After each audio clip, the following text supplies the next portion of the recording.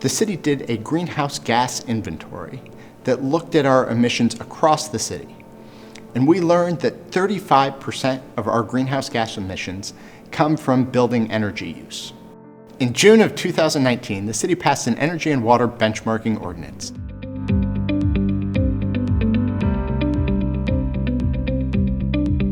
Benchmarking looks at a building's energy use over time and compares it to similar buildings.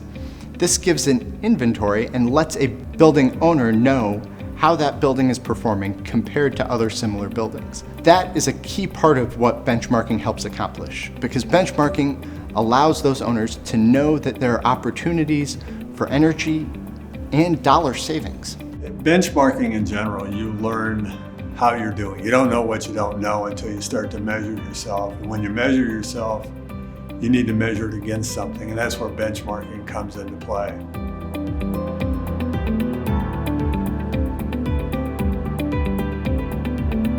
You'll start to identify areas where you can improve. You can think you're doing very well until you match your score against some other metric, some other score. And then you see where you might have gaps. When you start identifying those gaps and making differences, making changes, that's when you start to improve.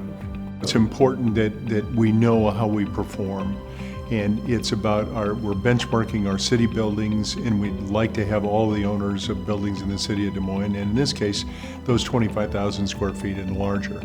But how are the buildings performing? What is it that we can do to help building owners and tenants better manage their resources and not only lower their consumption of utility use, but also to improve the environment in their buildings and in our city and make Des Moines one of the highest performing cities in the country. By taking this targeted approach and working with our largest buildings, we can have a significant impact on the city's emissions and energy use while saving building owners money in the process.